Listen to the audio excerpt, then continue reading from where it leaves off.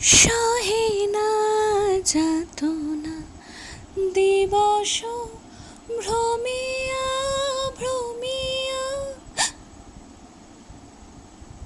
আরে কি হলো, থেমে গেলি কেন? ভালোই তো গাইছিলি, আমাকে দেখে চমকে উঠলি নাকি? তুমি তুমি এখানে কি করছো? আরে কিছুই না, এই তোর বাড়ির সামনে দিয়ে যাচ্ছিলাম, ভাবলাম তোর সাথে একবার দেখা করে যাই। তা কেমন আছিস তুই? অনেক পরিবর্তন হয়েছে দেখছি তোর। না আসলে চেনা মানুষকে অচেনার ভিড়ে অনেকদিন পর দেখলে একটু পরিবর্তনশীল মনে হয়। আচ্ছা, তাই নাকি? আমার পরিবর্তন তো তুমি লক্ষ্য করলে। তোমার পরিবর্তন কি প্রকৃতির নিয়মে থেমে গেছে নাকি? পরিবর্তনই পরিবর্তনকে ডেকে আনে, তাই আমার পরিবর্তনটা স্বাভাবিক, সেখানে এতটা অবাক হবার কিছু নেই। আসলে তোর পরিবর্তনের ভাষাটাও ভীষণ অস্বাভাবিক, তাই অবাক হবার কারণ আছে বই কি।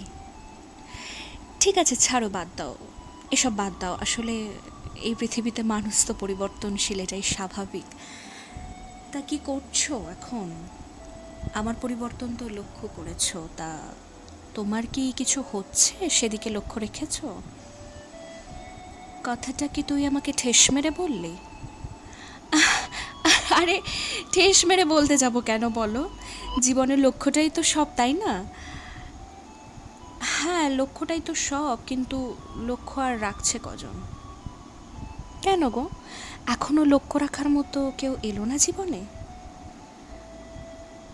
ও, জীবনে লক্ষ্য রাখতে হলে কাউকে দরকার লাগে নাকি? হ্যাঁ অবশ্যই লাগে, না হলে জীবনের লক্ষ্য সম্পূর্ণ করবে কিভাবে?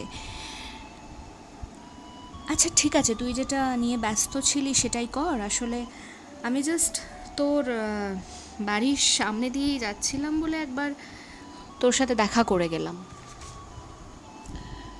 নেক্সট যখন আসবে জীবনের অধ্যায়টাকে সম্পূর্ণ করে এসো। অর্ধ অধ্যায় নিয়ে পরিবর্তন খোঁজা মানুষের কথা ঠিক মেনে নেওয়া যায় না। ঠিক আছে, আজকের মতো আসতে পারো।